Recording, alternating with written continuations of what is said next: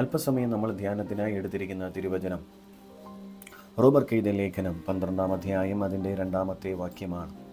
ഈ ലോകത്തിന് അനുരൂപമാകാതെ നന്മയും പ്രസാദവും പൂർണ്ണതയുമുള്ള ദൈവഹിതം ഇന്നതെന്ന് തിരിച്ചറിയേണ്ടതിന് മനസ്സു പുതുക്കി രൂപാന്തരപ്പെടുവിൻ എന്ന് ദൈവത്തിൻ്റെ തിരുവചനം പറയുന്നു. ഈ രാത്രി നമ്മൾ ദൈവത്തിൻ്റെ ഹിതത്തെക്കുറിച്ചാണ് നമ്മൾ പഠിക്കുവാനായിട്ട് പോകുന്നത്. എങ്ങനെയാണ് ദൈവഹിതം നമുക്ക് ജീവിതത്തിൽ തിരിച്ചറിയാൻ പറ്റുന്നത്? പലരും ചോദിക്കുന്ന ഒരു ചോദ്യമാണ്, എങ്ങനെയാണ് ദൈവഹിതം തിരിച്ചറിയേണ്ടത്? എങ്ങനെയാണ് ദൈവഹിത പ്രകാരം മുമ്പോട്ട് പോകേണ്ടത്?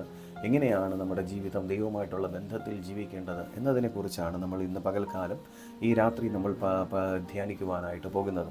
ഇവിടെ പറയുന്നു, ഈ ലോകത്തിന് നമ്മൾ അനുരൂപമാകാതെ നന്മയും പ്രസാദവും പൂർണ്ണതയുമുള്ള ദൈവഹിതം ഇന്നതെന്ന് തിരിച്ചറിയേണ്ടതിന് മനസ്സ് പുതുക്കി രൂപാന്തരപ്പെടണം എന്ന് ദൈവത്തിൻ്റെ തിരുവചനം പറയുകയാണ്. ഒന്നാമത് അവിടെ പറയുന്നു, ലോകത്തിന് നമ്മൾ അനുരൂപമാകാതെ നമ്മൾ ജീവിക്കേണ്ടത് നമുക്ക് ആദ്യത്തെ പടിയാണ്. ഈ ലോകത്തിന് നമ്മൾ അനുരൂപപ്പെട്ട് കഴിഞ്ഞാൽ നമുക്ക് മുമ്പോട്ട് പോകുവാനായിട്ട് സാധ്യമല്ല. ഒരു വിശ്വാസി ലോകത്തെ നമുക്ക് സ്നേഹിക്കുവാനായിട്ട് നമുക്ക് പറ്റത്തില്ല. ലോകത്തെ എന്ന് പറഞ്ഞ് ലോകത്തിലുള്ള കാര്യങ്ങൾ ലോകത്തിലാണ് നമ്മളായിരിക്കുന്നതെങ്കിലും ലോകസുഖങ്ങൾ ഈ ലോകത്തിൽ നമ്മളായിരിക്കുമ്പോൾ വിവിധ തരത്തിലുള്ള പാപ സ്വഭാവങ്ങളുണ്ട്, ജഡീക സ്വഭാവങ്ങളുണ്ട്. അങ്ങനെയൊന്നും നമുക്ക് പോകുവാനായിട്ട് ദൈവവചന പ്രകാരം നമുക്ക് സാധ്യമല്ല. ആയതുകൊണ്ട് നമ്മുടെ വചനം പറയുന്നു, നമ്മുടെ മനസ്സ് നമ്മൾ പുതുക്കേണ്ടത് നമ്മൾ ആവശ്യമാണ്.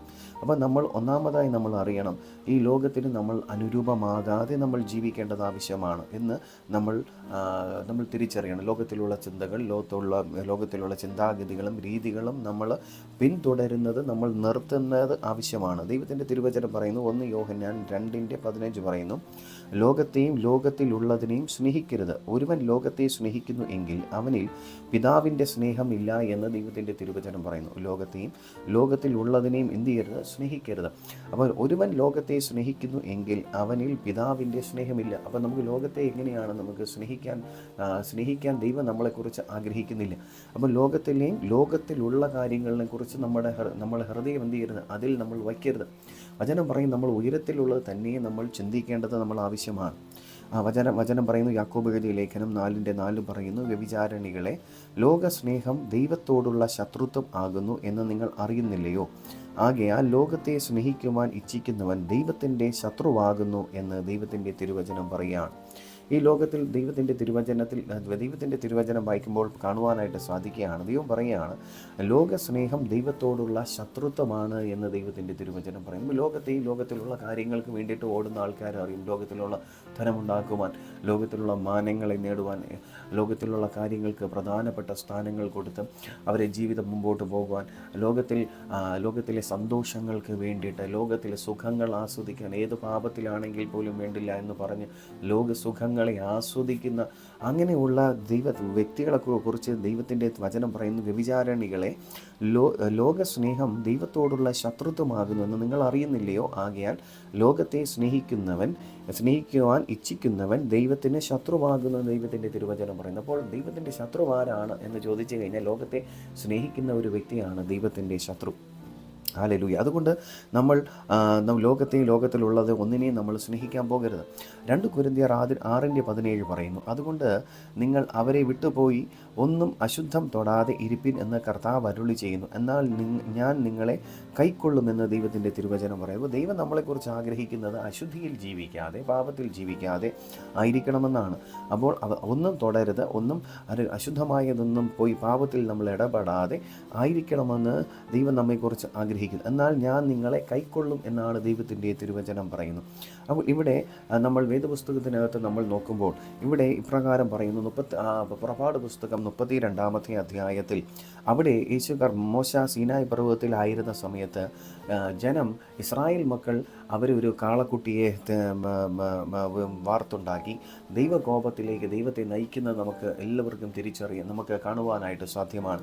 ഈ ലോകത്തിൽ മോശ സീനായ് പർവ്വതത്തിൽ ലോകത്തിലായിരുന്ന സമയത്ത് ദൈവശബ്ദം കേൾക്കുവാൻ, ദൈവത്തിൻ്റെ കൽപ്പനകളെ കേൾക്കുവാനായിട്ട് പോയിട്ട് മടങ്ങി വരുമ്പോൾ ഇതാ ലോകത്തിലുള്ള ഇസ്രായേൽ മക്കൾ താൻ ദൈവത്തെ കേൾക്കുവാൻ, ദൈവശബ്ദം കേൾക്കുവാൻ ഇല്ലാതെ അവർ സ്വന്തമായി ഒരു കാളക്കുട്ടിയെ, സ്വർണം കൊണ്ട് ഒരു കാളക്കുട്ടിയെ നിർമ്മിച്ച് അതിന് ദൈവത്തിൻ്റെ പേരിട്ട് അതിനെ ദൈവത്തിനെ ആരാധിക്കുകയും ദൈവത്തെ സ്തുതിക്കുകയും നമ്മൾ ചെയ്യുന്നത് നമുക്ക് കാണുവാനായിട്ട് സാധിക്കുന്നു. ഇത് ദൈവത്തിൻ്റെ ശത്രുത്വം ഇടയാക്കിയത് നമുക്ക് കാണുവാനായിട്ട് സാധിക്കുകയാണ്. അപ്പോൾ ദൈവത്തിനോടുള്ള ശത്രുത്വം, ദൈവത്തിന് എങ്ങനെയാണ് ഒരു വ്യക്തിയുടെ അടുത്ത് ശത്രുത്വം ഉണ്ടാകുന്നത്? അവൻ ലോകത്തെയും പാപത്തിൻ്റെയും പിന്നാലെ പോകുമ്പോഴാണ് ദൈവത്തിന് ശത്രുത്വം ഉണ്ടാകുന്നതെന്ന് ദൈവത്തിൻ്റെ തിരുവചനം പഠിക്കുമ്പോൾ നമുക്ക് കാണുവാനായിട്ട് സാധിക്കുന്നു. എങ്ങനെയാണ് അതിൽ നിന്ന് നമുക്ക് ദൈവഹിതത്തിലേക്ക് നമുക്ക് വരാനായിട്ട് സാധ്യമാകും ചോദിച്ചാൽ, ഒന്നാമത് നമ്മുടെ മനസ്സിനെ നമുക്ക് മാനസാന്തരമുള്ള ഒരു മനസ്സ് നമ്മുടെ ജീവിതത്തിൽ ഉണ്ടാകണം. മനസ്സെന്ന് പറയുന്നത് ഇവിടെയാണ് ഇരിക്കുന്നത്. അപ്പം നമ്മുടെ മനസ്സെപ്പോഴും മാനസാന്തരപ്പെട്ടുകൊണ്ടേയിരിക്കണം. ഒരു ദിവസം മാനസാന്തരപ്പെട്ടല്ല, ഒരു തെറ്റ് നമ്മൾ ചെയ്താൽ ആ തെറ്റിലേക്ക് നമ്മൾ പോകാതെ വീണ്ടും നമ്മൾ അതിൽ നിന്ന് വിടുതൽ പ്രാപിപ്പാൻ വേണ്ടി നമ്മൾ ആഗ്രഹിക്കുകയും പ്രാർത്ഥിക്കുകയും തെറ്റ് ചെയ്യാതിരിക്കുകയും ചെയ്യുന്നതാണ് മാനസാന്തരം. മാനസാന്തരം എന്ന വാക്കിൻ്റെ അർത്ഥം തന്നെ മടങ്ങി വരിക എന്നതാണ്. മാനസാന്തരപ്പെട്ട ഒരു മനസ്സായിരിക്കണം നമ്മുടെ മനസ്സ്. എപ്പോഴും അങ്ങനെയുള്ളൊരു മനസ്സ് നമ്മുടെ ജീവിതത്തിൽ ഉണ്ടാകണം.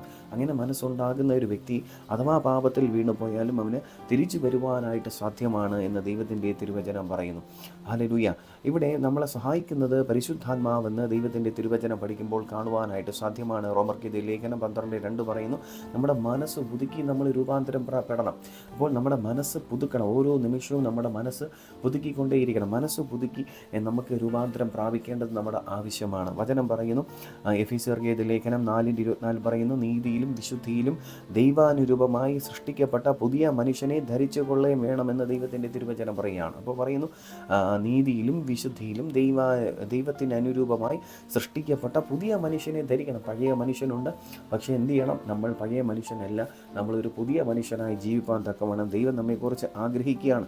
2 കൊരിന്ത്യർ 10:5 പറയുന്നു, ദുർമാർഗങ്ങളെയും ദൈവത്തിൻ്റെ പരിജ്ഞാനത്തിന് വിരോധമായി പൊങ്ങുന്ന എല്ലാ ഉയർച്ചകളെയും ഇടിച്ചു കളഞ്ഞ് ഏത് വിചാരങ്ങളെയും ക്രിസ്തുയേശുവിൻ്റെ അനുസരണത്തിനായി പിടിച്ചടക്കണം. ഈ ലോകത്തിന് നമ്മൾ ദൈവത്തിൻ്റെ തിരുവചനത്തിൽ പഠിക്കുമ്പോൾ നമുക്ക് കാണുവാനായിട്ട് സാധിക്കുന്നു, നമ്മുടെ പോരിൻ്റെ ആയുധങ്ങളോ ജഡീകമല്ല, അത് കോട്ടകളെ ഇടിപ്പാൻ ദൈവസന്നിധിയിൽ ശക്തിയുള്ളത് തന്നെ. അവയാൽ ഞങ്ങൾ സങ്കല്പങ്ങളും ദൈവത്തിൻ്റെ പരിജ്ഞാനത്തിന് വിരോധമായി ഉയർന്നു വരുന്ന എല്ലാ ഉയർച്ചകളെയും ഇടിച്ചു കളഞ്ഞ് ഏത് വിചാരത്തെയും ക്രിസ്തുയേശുവിൻ്റെ അനുസരണത്താൽ പിടിച്ചടക്കിയെന്ന് ദൈവത്തിൻ്റെ തിരുവചനം പഠിപ്പിക്കുമ്പോൾ കാണുവാനായിട്ട് സാധ്യമാണ്. അപ്പോൾ ഏത് വിചാരത്തെയും ക്രിസ്തുയേശുവിൻ്റെ അനുസരണത്താൽ നമുക്ക് പിടിച്ചടക്കേണ്ടത് നമ്മൾ ആവശ്യമാണ് എന്ന് ദൈവത്തിൻ്റെ തിരുവചനം പറയുന്നു. നമ്മൾ നോക്കുമ്പോൾ ശൗലിൻ്റെ മാനസാന്തരം നമുക്ക് കാണുവാനായിട്ട് സാധ്യമാണ്. ശൗല് മാനസാന്തരപ്പെട്ട് പൗലോസായത് നമുക്ക് കാണുവാനായിട്ട് സാധ്യമാണ്. ക്രിസ്ത്യാനികളെ ഉപദ്രവിച്ച് തൻ്റെ ഇഷ്ടപ്രകാരം താൻ ക്രിസ്ത്യാനികളെ കൊല്ലുകയും ഉപദ്രവിക്കുകയും പീഡനങ്ങൾ വാങ്ങിക്കുകയും ചെയ്തുകൊണ്ട് അധികാരികളുടെ കയ്യിൽ നിന്ന് അധികാരപത്രവും വാങ്ങിച്ചുകൊണ്ട് വരുന്ന സമയത്താണ് ദൈവം അവനെ തൊടുന്നത് കാണുവാനായിട്ട് സാധിച്ചത്. എന്നാൽ ദൈവത്തിൻ്റെ ആഗ്രഹം ഈ വ്യക്തി മറ്റുള്ളവനെ കൊന്നുകളയാൻ വേണ്ടിയിട്ടില്ല, ദൈവത്തിൻ്റെ വചനവുമായി നിൽക്കണമെന്ന് ദൈവത്തിന് ആഗ്രഹമുണ്ടായിരുന്നു. അതുകൊണ്ട് ദൈവം അവനെ തൊട്ട് ശൗലിനെ അവനെ പൗലോസാക്കി മാറ്റിയത് നമുക്ക് കാണുവാൻ തക്കവണ്ണം സാധ്യമാണ്. ഹല്ലേലൂയ, അവൻ്റെ ജീവിതത്തിൽ ദൈവത്തിൻ്റെ ഒരു ഇടപെടൽ വന്നപ്പോൾ, ദൈവത്തിൻ്റെ ഒരു എൻകൗണ്ടർ വന്നപ്പോൾ അവൻ്റെ മനസ്സ് മാറാനിടയായി തീർന്നു. അവൻ്റെ പഴയ മനുഷ്യൻ മാറി പുതിയൊരു മനുഷ്യനിലേക്ക് വരുവാൻ തക്കവണ്ണം ഇടയായി തീർന്നു. ഞാനൊരു സംഭവം ഒരിക്കൽ കേൾക്കാനുണ്ട് ഇടയായി തീർന്നു. ഒരിക്കൽ റിക്ക് എന്ന് പറയുന്ന ഒരു മനുഷ്യൻ, ആ മനുഷ്യൻ തൻ്റെ അപ്പനും അമ്മയും ആരും പറഞ്ഞാലും കേൾക്കാത്തതായ ഒരു മനുഷ്യൻ, ആ മനുഷ്യൻ വർഷങ്ങൾക്ക് മുമ്പ് തൻ്റെ അപ്പനൊരു പ്രാർത്ഥനക്കാരനാണ്, അമ്മ പ്രാർത്ഥനക്കാരനാണ്.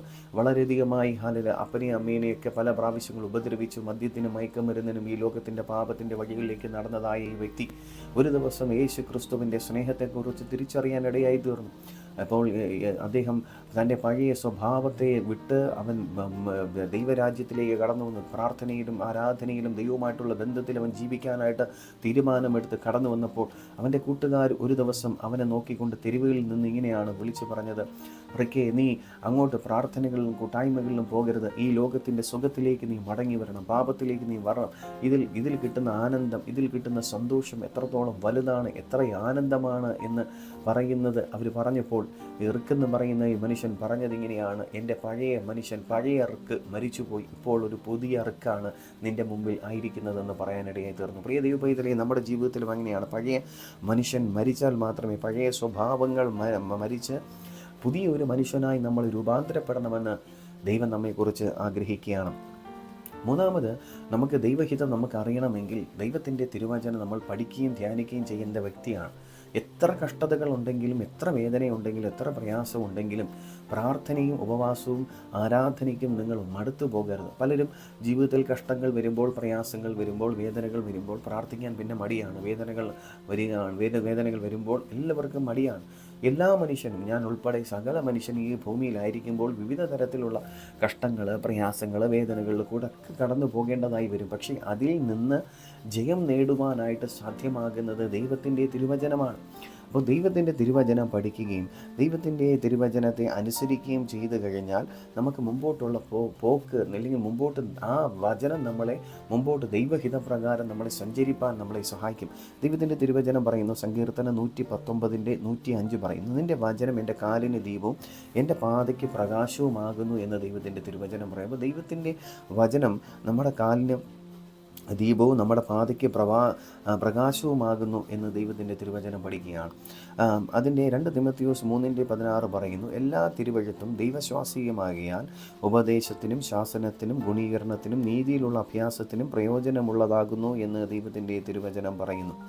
രണ്ടാമത് പറയുകയാണ്, 2 തിമോഥെയോസ് 2:15 പറയുന്നു, സത്യവചനത്തെ യഥാർത്ഥമായി പ്രസംഗിച്ചു കൊണ്ട് ലജ്ജിക്കുവാൻ സംഗതിയില്ലാതെ ഒരു വേലക്കാരനായി ദൈവത്തിന് കൊള്ളാവുന്നതിനായി നിൽപ്പാൻ ശ്രമിക്കുക എന്ന് ദൈവത്തിൻ്റെ തിരുവചനം പറയുന്നു. നമ്മൾ ദൈവവചനത്തെ കേൾക്കുകയും പ്രസംഗിക്കുകയും ചെയ്തിട്ട് പ്രാർത്ഥനയൊക്കെ ചെയ്തിട്ട് തോന്നിയ പോലെ നമുക്ക് ജീവിക്കുവാനായിട്ട് സാധ്യമല്ല. ദൈവത്തിൻ്റെ വചനത്തിനനുസരിച്ച് നമുക്ക് ജീവിക്കേണ്ടത് ആവശ്യമാണ് എന്ന് ദൈവത്തിൻ്റെ തിരുവചനം പറയുന്നു. ഹല്ലേലൂയ. ഇവിടെ ദൈവത്തിൻ്റെ തിരുവചനത്തെക്കുറിച്ച് പഠിക്കുമ്പോൾ നമുക്ക് കാണുവാനായിട്ട് സാധിക്കുന്നു, ദൈവവചനം എത്രത്തോളം പഠിക്കുമ്പോഴും എത്രത്തോളം ഒരു വ്യക്തി ധ്യാനിക്കുമ്പോഴും ആ വചനം ആ വ്യക്തിയോട് ഇടപെട്ടുകൊണ്ടേയിരിക്കും. ആ വ്യക്തിയുടെ ജീവിതത്തിൽ എത്ര ഭാരങ്ങൾ വരുമ്പോഴും എത്ര വേദനകൾ വരുമ്പോഴും നിരാശകൾ വരുമ്പോഴും ദൈവവചനം അവരുടെ ഹൃദയത്തെ ബലപ്പെടുത്തുകയും ശക്തീകരിക്കുകയും ചെയ്യും. ആയതുകൊണ്ട് ദൈവഹിതത്തെ അവർക്ക് തിരിച്ചറിയുവാനായിട്ട് സാധ്യമാണ് എന്ന് നമ്മൾ മനസ്സിലാക്കേണ്ടത് ആവശ്യമാണ്. നാലാമത്, ദൈവത്തിൻ്റെ ഹിതത്തെ തിരിച്ചറിയണമെങ്കിൽ ദൈവത്തിൻ്റെ ജ്ഞാനത്തിന് വേണ്ടി നമ്മൾ പ്രാർത്ഥിക്കേണ്ടത് ആവശ്യമാണ്. ദൈവത്തിൻ്റെ ജ്ഞാനമുണ്ട്, ലോകത്തിൻ്റെ ജ്ഞാനമുണ്ട്, വേർഡ്ലി വിസ്ഡമുണ്ട്, ഗോഡ്ലി വിസ്ഡമുണ്ട്. ദൈവത്തിൻ്റെ ജ്ഞാനത്തെ നമ്മൾ പ്രാപിക്കണം. ദൈവത്തിൻ്റെ ജ്ഞാനത്തെ എങ്ങനെയാണ് പ്രാപിക്കേണ്ടത്? ദൈവത്തിൻ്റെ തിരുവചനം പറയുന്നു, യാക്കോബ് 1:5 പറയുന്നു, നിങ്ങൾ ഒരുവന് ജ്ഞാനം കുറവാകുന്നു എങ്കിൽ ഫൽസിക്കാതെ എല്ലാവർക്കും ഔദാര്യമായി കൊടുക്കുന്ന ദൈവത്തോട് യാചിക്കട്ടെ, അപ്പോൾ അവന് ലഭിക്കുമെന്ന് ദൈവത്തിൻ്റെ തിരുവചനം പറയുന്നു. ഹല്ലേലൂയ. സങ്കീർത്തനം 32:8 പറയുന്നു, ഞാൻ നിന്നെ ഉപദേശിച്ച് നടക്കേണ്ടുന്ന വഴി നിനക്ക് കാണിച്ചു തരും, ഞാൻ നിൻ്റെ മേൽ ദൃഷ്ടി വെച്ച് നിനക്ക് ആലോചന പറഞ്ഞു തരുമെന്ന് ദൈവത്തിൻ്റെ തിരുവചനം പറയുന്നു. അപ്പോൾ ദൈവം നമ്മോട് ദൃഷ്ടി വെച്ച് നമുക്ക് ആലോചന പറഞ്ഞു തരും. ഹല്ലേലൂയ. നമുക്കൊരുവന് ജ്ഞാനം കുറവാണെങ്കിൽ അവനെ ശാസിക്കാതെ ദൈവത്തോട് തരുന്ന ദൈവത്തിൽ ലഭിക്കുന്നതായിട്ടുള്ള ദൈവിക ജ്ഞാനം നമുക്ക് വേണം. ഈ ലോകത്തിൻ്റെ ജ്ഞാനം കൊണ്ട് ബുദ്ധിപരമായി നമുക്ക് ഒരു കുടുംബജീവിതം നയിക്കുക എന്ന് പറഞ്ഞാൽ നടക്കുന്ന കാര്യമല്ല. ഈ ലോകത്തിലുള്ള ബുദ്ധി കൊണ്ട് നമുക്ക് ഭൗതികമായ കാര്യങ്ങളിലൊക്കെ നമുക്ക് ചിലപ്പോൾ ചില കാര്യങ്ങളൊക്കെ നമുക്ക് മുമ്പോട്ട് പോകാനായിട്ട് പറ്റും. പക്ഷേ അതിൻ്റെ അവസാനം ചിലപ്പോൾ അത് വലിയ ആപത്തുകളിലും കുടുക്കിലൊക്കെ നമുക്ക് ചെന്ന് പെടുവാനായിട്ട് ഇടയായിത്തീരും.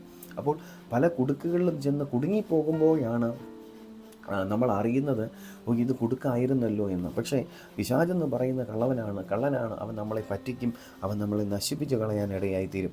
ആയതുകൊണ്ട് നമ്മൾ സത്യം അറിഞ്ഞ് നമ്മൾ സത്യത്തിനനുസരിച്ച് നമ്മൾ നടക്കേണ്ടത് നമ്മുടെ ജീവിതത്തിൽ ആവശ്യമാണ്. അഞ്ചാമതായി, നമ്മുടെ ജീവിതത്തിൽ ഏറ്റവും ആവശ്യം ഒരു സമർപ്പണമുള്ള ഒരു ജീവിതം നമുക്ക് വേണം. ദൈവവചനം നമ്മൾ കേൾക്കുകയും പഠിക്കുകയും ധ്യാനിക്കുകയും ചെയ്യുമ്പോൾ തന്നെ ദൈവവചനത്തിനോടുള്ള നമുക്കൊരു സമർപ്പണം നമ്മുടെ ജീവിതത്തിന് നമുക്ക് അനുസരിക്കേണ്ട ദൈവത്തോടുള്ള സമർപ്പണം അധികം വേണ്ടത് ആവശ്യമാണ്.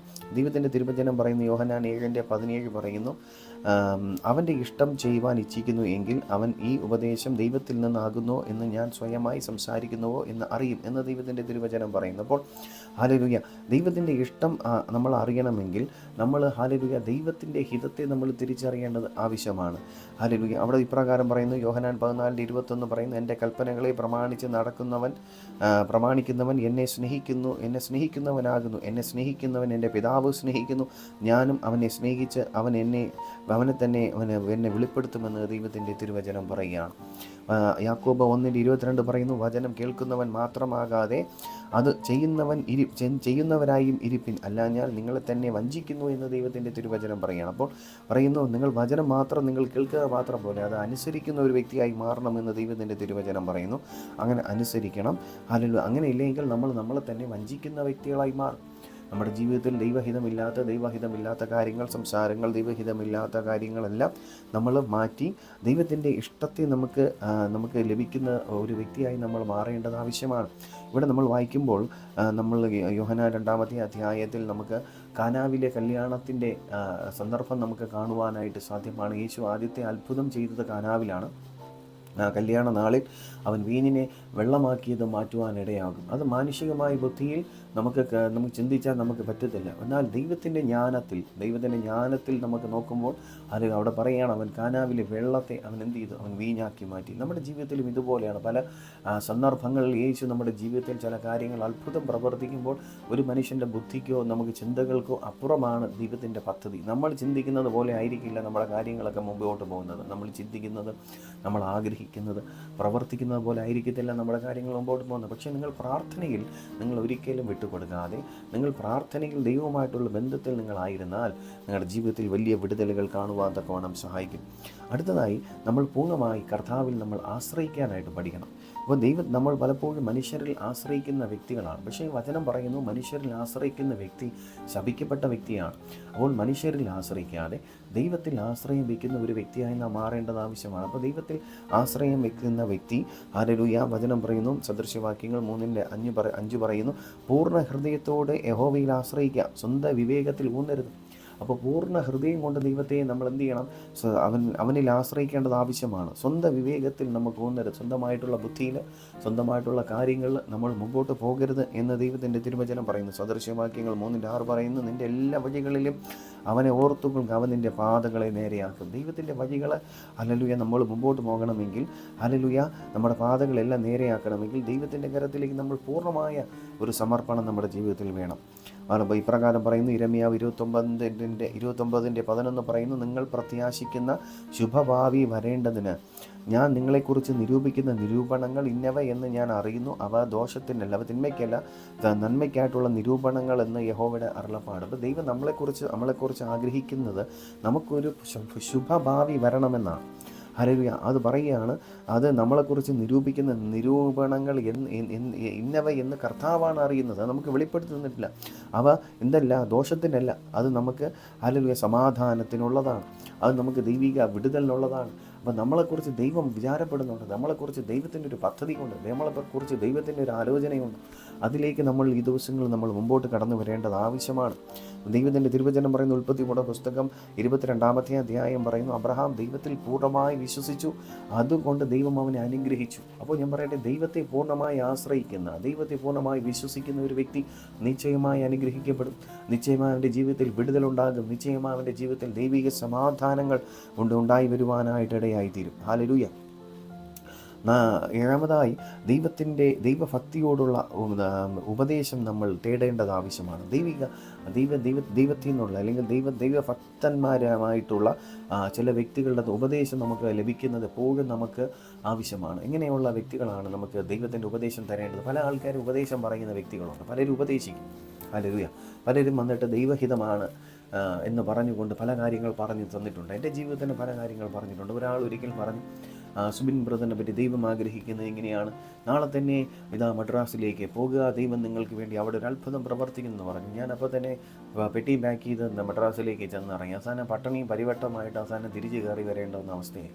ഒരു കാര്യം, വായിത്തുന്നതൊക്കെ പറയുന്നതല്ല ദൈവഹിതം. ദൈവത്തിൻ്റെ ഒരു ഹിതമുണ്ടെങ്കിൽ ദൈവം നമ്മളോട് അത് ഇടപെട്ടിരിക്കും. ഹല്ലേലൂയ. പല വ്യക്തികളും ദൈവഹിതത്തെക്കുറിച്ച് അറിയത്തില്ല. ദൈവം എന്താണ് ദൈവഹിതമെന്ന് പറയുന്നത്? ഒരിക്കലും ഒരു മനുഷ്യൻ ദൈവഹിതത്തെക്കുറിച്ച് പറഞ്ഞപ്പോൾ എനിക്ക് വലിയ പ്രയാസം തോന്നി. അദ്ദേഹം കണ്ണുകളടച്ച് ഇങ്ങനെ കുറച്ച് നേരം ഇങ്ങനെ ആലോചിച്ചുകൊണ്ടിരുന്നിട്ട് ഇത് ദൈവഹിതമല്ല എന്നൊക്കെ പറയുന്നത് കേട്ടു. ഒരു വ്യക്തി ദൈവഹിതമാണ് ഇല്ലെങ്കിൽ ദൈവത്തിൻ്റെ ഒരു ശബ്ദം കേൾക്കണമെങ്കിൽ എപ്പോഴും ശ്രദ്ധിക്കേണ്ട ആവശ്യം, ഒരു വ്യക്തി ദൈവശബ്ദം കേൾക്കണമെങ്കിൽ അവൻ അത്രയും പ്രാർത്ഥിക്കുന്ന ഒരു വ്യക്തിയും ആയിരിക്കണം. ദൈവമെന്ന് പറയുന്നത് വളരെ എപ്പോഴും സംസാരിക്കുന്ന ഒരു വ്യക്തിയല്ല. ദൈവം സംസാരിക്കുമ്പോൾ ദൈവത്തിൻ്റെ പ്രസൻസിൻ്റെ കീഴിലിരുന്ന് ദൈവം നമ്മളടുത്ത് ഒരു ഓഡിബിൾ വോയിസ് നമ്മളടുത്ത് കേൾക്കണമെങ്കിൽ നമ്മൾ അത്രത്തോളം ദൈവമായിട്ട് കമ്മ്യൂണിക്കേറ്റ് ചെയ്യുന്ന ഒരു വ്യക്തിയായിരിക്കണം. ഹല്ലേലൂയ. ദൈവവുമായിട്ട് ആഴമായൊരു ബന്ധം നമ്മുടെ ജീവിതത്തിൽ ഉണ്ടായിരിക്കണം. ഇല്ലാതെ പരിശുദ്ധാത്മാവ് എൻ്റെ അടുത്ത് ഒരാൾ പറയുന്നത് കേട്ടു, ദൈവം എൻ്റെ അടുത്ത് ഇങ്ങനെ പറഞ്ഞു, ദൈവം എൻ്റെ അടുത്ത് അങ്ങനെ പറഞ്ഞു, ദൈവം എൻ്റെ അടുത്ത് ഇന്നത് എടുക്കാൻ പറഞ്ഞു, അത് പോണ്ടാന്ന് പറഞ്ഞു, ഇത് ചെയ്യാൻ പറഞ്ഞു. ഇങ്ങനെ അത് ഞാൻ കേട്ടാൽ തന്നെ കേട്ടോണ്ടിരിക്കുന്ന ആൾക്കാരെല്ലാം ആമേൻ ആമേൻ ആമേൻ എന്ന് പറഞ്ഞ് കൈയടിച്ചുകൊണ്ടിരിക്കുകയാണ്. പക്ഷേ നമുക്കിത് കേട്ടാൽ മനസ്സിലാകും ഈ പുള്ളിയുടെ അടുത്ത് പറഞ്ഞത് പുള്ളിയുടെ മനസ്സാണ്. മനസ്സ് പറയുന്നതാണ് അവർ മനസ്സിലാക്കുന്നത്. ദൈവത്തിൻ്റെ ശബ്ദം, ദൈവശബ്ദമെന്ന് പറയുന്നത്, ദൈവം നമ്മളൊരു വ്യക്തിയോട് സംസാരിക്കുമ്പോൾ ദൈവമാണ് നമ്മളോട് സംസാരിക്കുന്നത്. ദൈവം ഒരു കാര്യം പറഞ്ഞാൽ പിന്നെ മാറില്ല. ദൈവശബ്ദം നമുക്ക് ഇടപെടുമ്പോൾ ദൈവത്തിൻ്റെ ഏറ്റവും പ്രധാനപ്പെട്ട കാര്യം, പലരും ദൈവ ആലോചനകൾ എന്ന് പറഞ്ഞ് ദൈവശബ്ദമാണെന്ന് പറഞ്ഞ് ദൈവഹിതമാണെന്ന് പറഞ്ഞ് പലരെയും കളിപ്പിക്കുന്നത് എനിക്കറിയാം. പക്ഷെ ഞാനിപ്പോഴും അങ്ങനെ പറയാറില്ല. ദൈവം എൻ്റെ അടുത്ത് പറഞ്ഞാൽ മാത്രമേ ഞാൻ പറയൂ, ഇല്ലെങ്കിൽ ഞാൻ പറയില്ല. ഞാൻ പറയും ദൈവം എൻ്റെ അടുത്താണ് പറഞ്ഞത്. പിന്നെ നിങ്ങൾക്ക് താല്പര്യമാണ് ദൈവഹിതമെന്ന് ദൈവം എൻ്റെ അടുത്ത് പറഞ്ഞു. എൻ്റെ കാര്യം പ്രാർത്ഥിച്ചപ്പോൾ ചില വ്യക്തികൾക്ക് വേണ്ടി പ്രാർത്ഥിക്കുമ്പോൾ ബ്രദറെ ദൈവഹിതം, എന്നെക്കുറിച്ച് എന്താണ് ദൈവത്തിൻ്റെ ഹിതമെന്ന് ചോദിച്ചാൽ ഒരു കാര്യം പോലും വെളിപ്പെട്ട് വരത്തില്ല. ചില വ്യക്തികൾക്ക് വേണ്ടി പ്രാർത്ഥിക്കാനിരിക്കുമ്പോൾ ദൈവം ചില കാര്യങ്ങൾ പറയും. അപ്പോൾ ദൈവം ചില കാര്യങ്ങൾ പറയുമ്പോൾ വ്യക്തമായി നമുക്ക് ആ ട്രാക്കിലൂടെ പോകാൻ പറ്റും. ചില വ്യക്തികളുടെ അടുത്ത് പറയില്ല. ഹല്ലേലൂയ. ഒരിക്കലും ഒരു സഹോദരന് വേണ്ടി പ്രാർത്ഥിച്ചു, അവൻ്റെ ഒരു വിവാഹത്തിന് വേണ്ടി പ്രാർത്ഥിച്ചു. അപ്പം ഞാൻ കൃത്യമായിട്ട് ഈ വിവാഹം വരുന്നത് ഏത് സ്ഥലത്ത് നിന്നാണെന്ന് ദൈവത്തിൻ്റെ ആത്മാവിനോട് വ്യക്തമായി സംസാരിച്ചു. അവർ വിവാഹം കഴിച്ചു, അവരുടെ കുടുംബജീവിതത്തിൽ പ്രശ്നമില്ല. പക്ഷേ ഒരു കുഴപ്പമുണ്ട്, അമ്മയും മരുമകളും തമ്മിൽ ചേരില്ല. അങ്ങനെ ഇരിക്കും ഒരു പ്രവാചകൻ വന്നിട്ട് പറയുകയാണ്, ഇത് ദൈവഹിതമായിരുന്നില്ല വിവാഹം. ദൈവഹിതമെങ്കിൽ നിങ്ങൾക്ക് ഒരുപാട് പണം കിട്ടിയേനെ, ഒരുപാട് സമാധാനം ഉണ്ടായേനെ, ഒരുപാട് സന്തോഷമുണ്ടായേനെ. ഈ പറഞ്ഞ പയ്യന് ഒരു ജോലി ഇല്ലാതിരിക്കുന്ന സമയത്താണ് അവന് ഒരു കുടുംബത്തിൽ നിന്ന് പെണ്ണ് കെട്ടി സ്ത്രീധനം ഇങ്ങോട്ട് തന്ന് ആ പെൺകൊച്ചിന് ജോലിയുണ്ട്. ആ സമയത്ത് ഇവന് ജോലിയില്ല. ഒന്ന് ആലോചിച്ച് നോക്കണം. അപ്പം ദൈവഹിതമെന്ന് പറഞ്ഞ് പലരും അവൻ്റെ അടുക്കൽ വരികയാണ്. അപ്പം അന്ന് ദൈവഹിതം എന്താണെന്ന് നമ്മൾ തിരിച്ചറിയണം. അപ്പം നമ്മൾ ഒരു ദിവസം കൊണ്ടല്ല ദൈവഹിതം പറയുന്നത്. ചില വ്യക്തികൾ പറയുന്ന ദൈവഹിതം കേട്ടാൽ നമുക്ക് തന്നെ വലിയ പ്രയാസം തോന്നും. ചില വ്യക്തികളെ പറഞ്ഞ് കബളിപ്പിക്കുകയാണ്. അപ്പോൾ ദൈവവചനത്തെക്കുറിച്ച് നിങ്ങൾക്കൊരു ആഴമായൊരു ബന്ധം നിങ്ങളുടെ ജീവിതത്തിൽ ഉണ്ടാകണം. ദൈവവചനം നിങ്ങൾക്ക് തിരിച്ചറിയാൻ പറ്റിയില്ല എങ്കിൽ ദൈവമാണോ സംസാരിക്കുന്നത്, മനുഷ്യനാണോ സംസാരിക്കുന്നത്, ബുദ്ധിയാണോ സംസാരിക്കുന്നത്, അതോ എന്നെ കളിപ്പിക്കാൻ വേണ്ടിയിട്ടാണോ സംസാരിക്കുന്നതെന്ന് നമ്മൾ തിരിച്ചറിയണം. അപ്പോൾ ദൈവവചനത്തിൽ ആഴത്തിലുള്ള ബന്ധം നമുക്ക് ഇല്ല എങ്കിൽ നമ്മൾ തെറ്റിപ്പോകാനിടയായിത്തീരും എന്ന് ദൈവത്തിൻ്റെ തിരുവചനം പഠിക്കുമ്പോൾ കാണുവാനായിട്ട് സാധ്യമാണ്. ഹല്ലേലൂയ. നമ്മുടെ ജീവിതത്തിൽ വിശുദ്ധീകരണത്തിന് വേണ്ടിയിട്ട് നമുക്കൊരു പ്രാധാന്യം ആവശ്യമാണ്. നാം എല്ലാവരും വിശുദ്ധിയിൽ ജീവിക്കണമെന്ന് ദൈവം നമ്മെക്കുറിച്ച് ആഗ്രഹിക്കുന്നു. ദൈവത്തിൻ്റെ തിരുവചനം പറയുന്ന 1 തെസ്സലോനിക്കർ 4-ാം അധ്യായം 3-ാമത്തെ വാക്യം പറയുന്നു, ദൈവത്തിൻ്റെ ഇഷ്ടമോ നിങ്ങളുടെ ശുദ്ധീകരണം തന്നെ. ഇത് ഏറ്റവും പ്രധാനപ്പെട്ട കാര്യമാണ്. എന്താണ് ദൈവഹിതം? ദൈവത്തിൻ്റെ ഇഷ്ടമാണ്. ദൈവത്തിൻ്റെ ഇഷ്ടം എന്താണ്? നമ്മുടെ ശുദ്ധീകരണമാണ്. ഈ ലോകത്തിൽ വേറെ എന്തും, അമേരിക്കയിൽ പോകുന്നതോ വേറെ ഏതെങ്കിലും രാജ്യത്തിൽ പോകണോ ദൈവഹിതമാണോ എന്ന് ചോദിക്കുന്ന ആൾക്കാരുണ്ട്. വിവാഹത്തിന് വേണ്ടി ആലോചന ചോദിക്കുന്നവരുണ്ട്. പക്ഷെ ദൈവത്തിൻ്റെ തിരുവചനം ഇങ്ങനെയാണ് പറയുന്നത്, ദൈവഹിതമോ നമ്മുടെ ശുദ്ധീകരണമാണ്. ദൈവത്തിൻ്റെ ഇഷ്ടം നമ്മുടെ ശുദ്ധീകരണമായിരിക്കുന്നത്. നമ്മുടെ ജീവിതത്തിൽ ശുദ്ധീകരിക്കാൻ പറ്റുന്ന ഒരു വ്യക്തി പരിശുദ്ധാത്മാവാണ്. ആ വ്യക്തിയുമായിട്ടുള്ള ബന്ധം നമ്മുടെ ജീവിതത്തിൽ ഉണ്ടാകണമെന്ന് ദൈവത്തിൻ്റെ തിരുവചനം പറയുന്നു. എബ്രായർ 12:14 പറയുന്നു, എല്ലാവരും സമാധാനം ആചരിച്ച് ശുദ്ധീകരണം പ്രാപിപ്പാൻ ശ്രമിക്കുക, അതുകൂടാതെ ആർക്കും കർത്താവിനെ കാണാൻ കഴിയില്ല. അപ്പോൾ വചനം പറയുന്നു സമാധാനം ആചരിക്കണം, 2 വിശുദ്ധീകരണം പ്രാപിക്കണം, വിശുദ്ധിയിൽ ജീവിക്കണം. ഇല്ലാതെ കർത്താവിനെ കാണാനായിട്ട് പറ്റത്തില്ല എന്ന് ദൈവത്തിൻ്റെ തിരുവചനം പറയുന്നു. അപ്പോൾ കർത്താവിനെ കാണുന്ന ഒരു വ്യക്തി ദൈവത്തിൻ്റെ ഒരു എൻകൗണ്ടർ കാണണമെങ്കിൽ വിശുദ്ധിയിൽ ജീവിക്കാത്ത ഒരു വ്യക്തിക്ക് എൻകൗണ്ടർ ഉണ്ടാകുകയില്ല എന്ന് നമ്മൾ മനസ്സിലാക്കണം. ഇല്ലെങ്കിൽ ആ വ്യക്തിയുമായിട്ടൊരു ദൈവം ആ വ്യക്തിയുടെ അടുത്ത് ഇടപെടുകയില്ല എന്ന് ദൈവത്തിൻ്റെ തിരുവചനം പറയുന്നു. യോസഫിനെ പറ്റി നമുക്ക് എല്ലാവർക്കും അറിയാം. ഉൽപ്പത്തിയുടെ പുസ്തകം 39-ാം അധ്യായത്തിൽ യോസഫ് എന്ന് പറയുന്ന വ്യക്തി, യൗവനക്കാരൻ, അവന് പോത്തിഫറിൻ്റെ വീട്ടിൽ പാപം ചെയ്യാനായിട്ടുള്ള അവസരങ്ങൾ ലഭിക്കുമ്പോൾ പോത്തിഫറിൻ്റെ ഭാര്യ അവനെ കയറി പിടിക്കുമ്പോൾ അവൻ പാപത്തെ വിട്ടേച്ചോടുകയാണ്. അവൻ പറഞ്ഞു, ഞാൻ എങ്ങനെ ദൈവത്തോട് പാപം ചെയ്യും എന്ന് പറഞ്ഞുകൊണ്ട് ആ വിശുദ്ധനായ മനുഷ്യൻ അവൻ പാപത്തിൽ നിന്ന് ഓടുകയാണ്. ഓടിപ്പോകുമ്പോൾ ഇവൻ്റെ പോത്തിഫറിൻ്റെ ഭാര്യയെ ചെന്നിട്ട് പറയുകയാണ്, ഈ മനുഷ്യൻ എന്നെ ഉപദ്രവിക്കാൻ ശ്രമിച്ചു എന്ന് പറഞ്ഞ് അവസാനം കാരാഗ്രഹത്തിൽ തുറങ്കിൽ അടയ്ക്കപ്പെട്ട് കഷ്ടതകൾ അനുഭവിക്കേണ്ടി വന്നു എന്ന് നമ്മൾ മനസ്സിലാക്കേണ്ടത് ആവശ്യമാണ്. അപ്പോൾ നമ്മുടെ ജീവിതത്തിൽ വിശുദ്ധിക്ക് വേണ്ടിയിട്ട് നമ്മളായിരിക്കുമ്പോൾ പലതരത്തിലുള്ള കഷ്ടതകൾ, പ്രലോഭനങ്ങൾ, പ്രതിസന്ധികൾ ഉണ്ടാകും. പ്രാർത്ഥനകൾ നമ്മുടെ ജീവിതത്തിൽ അധികം വേണ്ടി വരും. ദൈവമായിട്ടുള്ള ബന്ധം നമ്മുടെ ജീവിതത്തിൽ വരും. പല കാര്യങ്ങൾ നമ്മൾ കട്ട് ചെയ്യേണ്ടി വരും. പല വ്യക്തികളെ നമ്മുടെ ജീവിതത്തിൽ ഉപേക്ഷിക്കേണ്ടി വരും. പലരും നമ്മളെ ഉപേക്ഷിച്ച് പോകുമ്പോൾ നമ്മൾ ചിന്തിക്കും, ആ വ്യക്തി ഉപേക്ഷിച്ച് പോയാലും അതെല്ലാം ദൈവത്തിൻ്റെ ഹിതമായിരിക്കും. പോകുന്നവർ നമ്മളെ വിട്ട് പോട്ടെ. ഹല്ലേലൂയ. അപ്പോൾ നമ്മളത് തിരിച്ചറിയേണ്ടത് ആവശ്യമാണ്. രണ്ടാമത്, നമ്മുടെ ജീവിതത്തിൽ ഏറ്റവും അവസാനത്തെ ചില കാര്യങ്ങൾ നമ്മൾ മനസ്സിലാക്കേണ്ടത്, നമ്മുടെ ജീവിതത്തിൽ എപ്പോഴും സന്തോഷവും സമാധാനവും നമ്മൾ നിലനിർത്താനായിട്ട് ശ്രമിക്കേണ്ടത് ആവശ്യമാണ്. സ്തോത്രത്തോടെ നമ്മളെപ്പോഴും ആയിരിക്കേണ്ടത് ആവശ്യമാണ്. 1 തെസ്സലോനിക്കർ 5:16-18 പറയുന്നു, എപ്പോഴും സന്തോഷിപ്പിൻ, ഇടവിടാതെ പ്രാർത്ഥിപ്പിൻ, എല്ലാറ്റിനും സ്തോത്രം ചെയ്യുവിൻ, അതല്ലോ നിങ്ങളെക്കുറിച്ച് ക്രിസ്തുവിൽ ദൈവത്തിൻ്റെ ഇഷ്ടം. അപ്പോൾ ദൈവത്തിൻ്റെ ഇഷ്ടം എന്താണ് പറയുന്നു? എപ്പോഴും നമ്മൾ സന്തോഷിക്കേണ്ടത് ആവശ്യമാണ്. നമ്മൾ ഭാരപ്പെട്ട് നിരാശപ്പെട്ട് തകർന്നിരിക്കുവാൻ ദൈവം നമ്മളെക്കുറിച്ച് ആഗ്രഹിക്കുന്നില്ല. മറിച്ച് വചനം പറയുന്നു, എപ്പോഴും സന്തോഷിക്കണം, ഇടവിടാതെ പ്രാർത്ഥിക്കണം. അല്ലെങ്കിൽ എല്ലാറ്റിനും നമ്മൾ സ്തോത്രം ചെയ്യണം. നന്മയാകട്ടെ, തിന്മയാകട്ടെ, പ്രതികൂലങ്ങളാകട്ടെ, പ്രതിസന്ധികളാകട്ടെ, നമ്മുടെ ജീവിതത്തിൽ വരുന്നതിനെല്ലാത്തിനും നന്ദിയോടെ ദൈവത്തിന് സ്തോത്രം ചെയ്യണം. അതാണ് നമ്മളെക്കുറിച്ചുള്ള ദൈവത്തിൻ്റെ ഇഷ്ടം എന്ന് ദൈവത്തിൻ്റെ തിരുവചനം പറയുന്നു. ഹല്ലേലൂയ.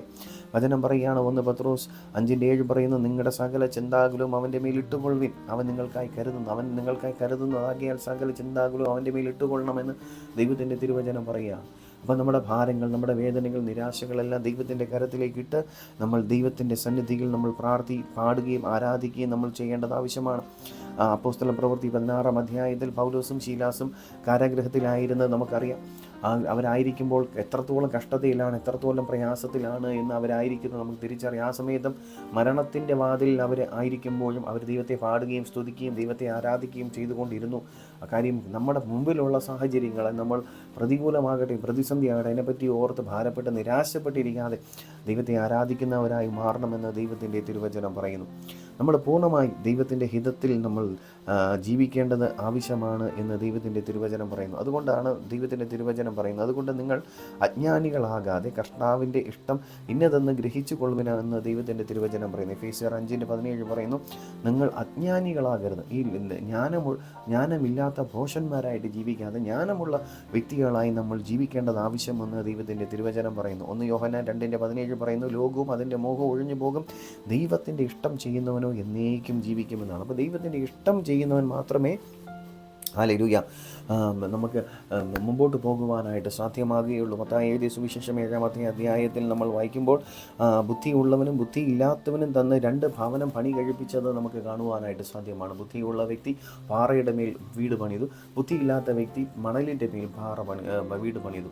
പക്ഷേ ഇപ്പോൾ പ്രശ്നങ്ങൾ വന്നപ്പോൾ, മഴ വന്നപ്പോൾ, തിരമാലകൾ വന്ന സമയത്ത് മണലിൻ്റെ മേൽ വീട് വെച്ചുന്ന വ്യക്തി വീട് തകർന്നു പോകാനിടയായി തീർന്നു. എന്നാൽ പാറമേൽ അടിസ്ഥാനമുള്ള വീട് നിലനിൽക്കാനിടയായി തീർന്നു. നമ്മുടെ ജീവിതത്തിലും ക്രിസ്തു വന്ന പാറയുടെ മേൽ നമുക്ക് അടിസ്ഥാനമുള്ള ഒരു ജീവിതം കെട്ടിപ്പടുത്തി കഴിഞ്ഞാൽ ഏത് പ്രതിസന്ധികളും ഏത് പ്രതികൂലങ്ങൾ വന്നാലും ഏത് പ്രശ്നങ്ങൾ വന്നാലും ദൈവഹിതപ്രകാരം നമുക്ക് മുമ്പോട്ട് പോകുവാൻ തക്കവണ്ണം നമ്മുടെ ജീവിതത്തെ കർത്താവ് സഹായിക്കും.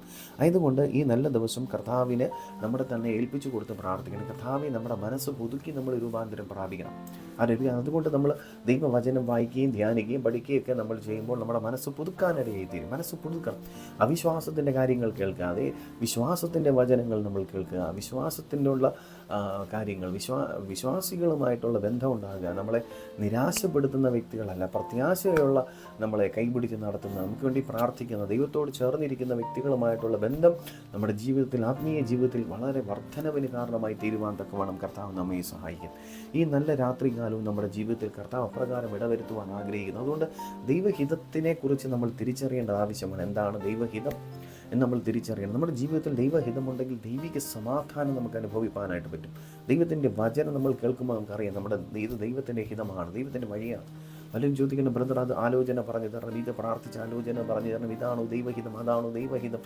ദൈവഹിതത്തിന് പലരും ചോദിക്കുന്ന പല ആൾക്കാരും, 90% ആൾക്കാരും ദൈവം പറയുന്ന കാര്യങ്ങളോട് ആർക്കും താല്പര്യമില്ല.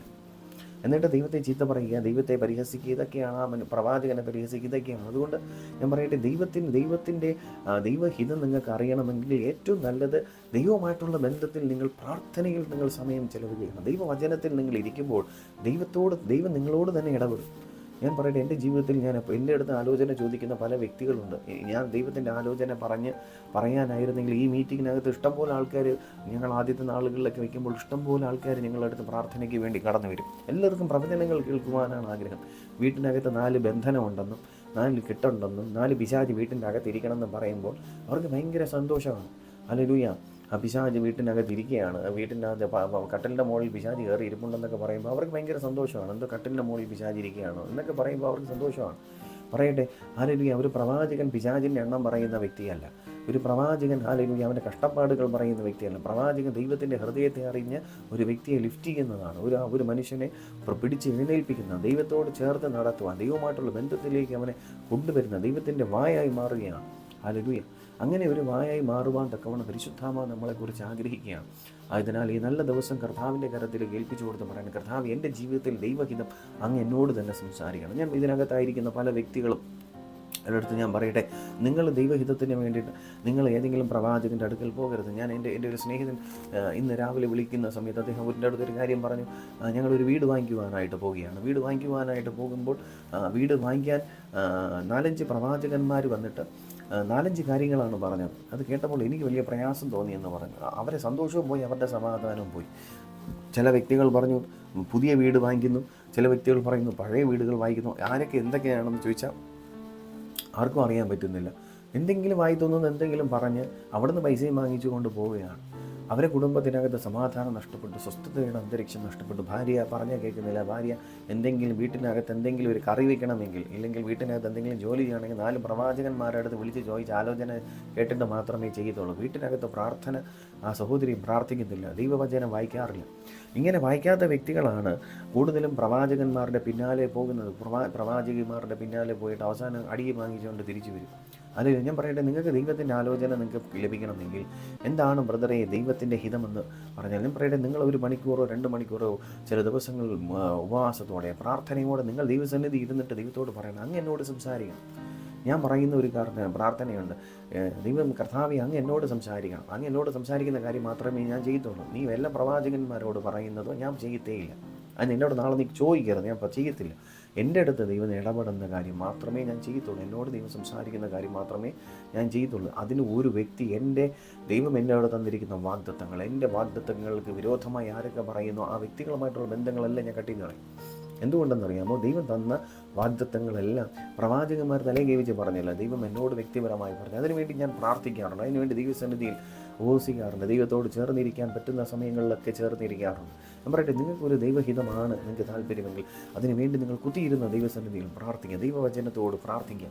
ദൈവം നിങ്ങളോട് ഇടപെടാൻ ഇടയായിത്തീരും. ഈ നല്ല രാത്രികാലം ഞാൻ പറയട്ടെ, നിങ്ങളുടെ ഹൃദയത്തിനകത്തുള്ള ഭാരങ്ങൾ മാറട്ടെ, വേദനകൾ മാറട്ടെ, നിരാശകൾ മാറട്ടെ. എന്താണ് ദൈവഹിതമെന്ന് നമ്മളിന്ന് കേൾക്കാനിടയായി തീർന്നു. ആ ദൈവഹിതപ്രകാരം നമ്മുടെ സഞ്ചരിക്കണം. ദൈവം നമ്മൾ ആഗ്രഹിക്കുന്ന ഏറ്റവും വലിയ ദൈവഹിതം നമ്മൾ ശുദ്ധീകരണത്തിൽ ജീവിക്കുക എന്നതാണ്. അതിനായി പരിശുദ്ധമാ നമ്മൾ ഇടയാക്കട്ടെ. നമുക്ക് കണ്ണുകൾ അടയ്ക്കാം, പ്രാർത്ഥിക്കാം. നല്ല ദൈവമേ, സ്വർഗീയ പിതാവേ, നല്ല സമയത്തിനായി സ്തോത്രം. കർത്താവേ, നിൻ്റെ മക്കൾ ആരും വഴിതെറ്റിപ്പോകാതെ ദൈവഹിതത്തെ നമ്മൾ തിരിച്ചറിഞ്ഞ് ദൈവത്തിൻ്റെ ഹിതത്തിനനുസരിച്ച് മുമ്പോട്ട് പോകുവാൻ തക്കവണ്ണം പരിശുദ്ധാമ അവരെ സഹായിക്കണമെന്ന് പ്രാർത്ഥിക്കുന്നു. അതിനായി പരിശുദ്ധാമ അവരെ ഒരുക്കണം, അവരെ രൂപാന്തരപ്പെടുത്തണം. ദൈവഹിതം എന്ത് എന്ന് അവരെ തിരിച്ചറിയേണ്ടതിന് അവരെ മനസ്സിന് കർത്താവ് പുതുക്കണം. മനസ്സ് പുതുക്കി രൂപാന്തരം പ്രാപിപ്പാൻ തക്കവണ്ണം പരിശുദ്ധാമ സഹായിക്കണം.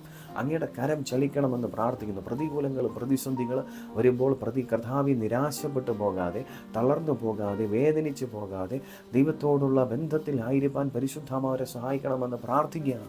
പരിശുദ്ധാമ അതിനായി ഒരുക്കണമേ, പരിശുദ്ധമാനായി ശക്തീകരിക്കണം. കടന്നു വന്ന എല്ലാവരെയും, ശബ്ദം കേൾക്കുന്ന എല്ലാവരെയും കർത്താവ് അനുഗ്രഹിച്ച് മാനിച്ച് ഉയർത്തണം.